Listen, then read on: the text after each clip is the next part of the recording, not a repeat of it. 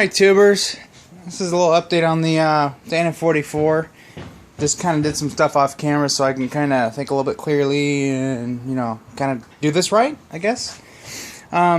So, I found a pretty good size wrench and locked this guy here down pretty damn good, so I think we're good there. But up here, I got the little collar thing that goes in there to preload the ball joint. I tightened that down with this tool here. It's an OTC 7080. It's like 40 bucks. I actually got it 10 bucks off, which was nice. So I got that torqued down. I got it to where the feel of the steering was a little firm, but not too bad.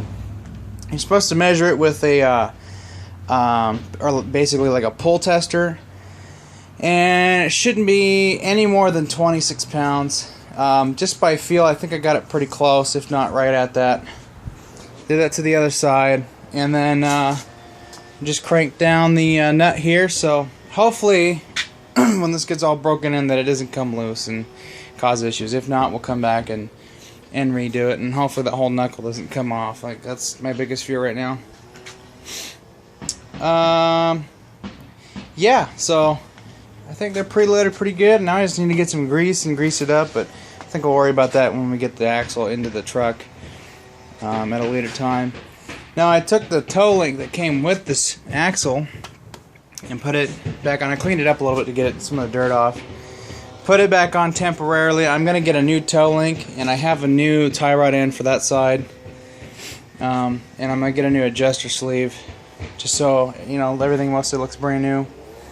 This guy here is the 80 to 78 adapter steering link, and it's bent up for a lift.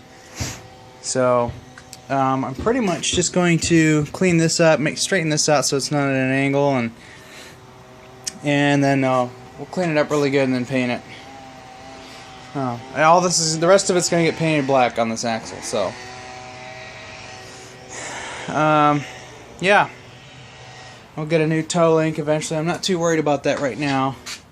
That's just going to be for mocking up. It's actually, the toe link is in really good condition. The ends are alright. If anything, we could roll with that temporarily and then just replace it at a later time, or replace it before we get a steering alignment. But yeah, I got our Moog ball joints in there. This other one here that pulled out when I was trying to tighten it down and I was doing it wrong, I whacked it a little bit and got it back down in there. Almost messed up the threads on this, but it was worth it because I didn't have to take it all back apart. So we got that locked down pretty damn good. Yeah, that's about all I've done today. Just kind of do some work. I'm actually in the process of cleaning up my mile markers and getting them put in my parts box. I just took them apart, cleaned them, wiped them down, re-greased them with some new grease that I have. I'm gonna do that with this one here in a moment. But tomorrow's video is gonna be a special one, because we have a Ford 9-inch, and this is what came with my D44 when I bought it. We're gonna clean it up tomorrow, paint it, and swap out some stuff, get these shocks off, and we're gonna get them mounted on Adam's 70. Oh my God, Adam's truck. The 85, the extendable. He's gonna get the 9-inch tomorrow. We did some measurements and everything is the same, so yeah, it will work. So this toe link here that I have, this is from Todd Boak's Bronco solid axle swap, and he bent the hell out of his adjuster. I took the tie rod in out of the end of this, was like brand new. It's not bent or broken, so I'll roll with that. It's still tight and grease is good. Yeah, this end here was all, Now this is the old steering link from the 78. It's alright. The other end is I'm just gonna throw all that in here. Broken brake rotor. Yeah, I'm not even going to bother trying to warranty that out. I'm just going to get another one, pretend that never happened. And then hopefully Wednesday is when I get paid on Wednesday, oddly enough. I'll get new studs, and we'll see if we can't tap them into this without any issues.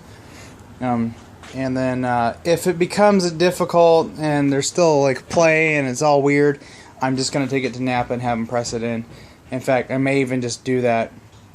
Anyways, just be like, just press these in, and then, you know, we're good to go.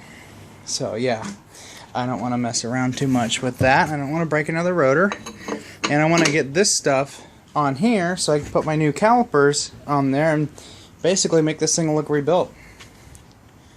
That's kind of what I'm going for, and I'll paint it as the last step.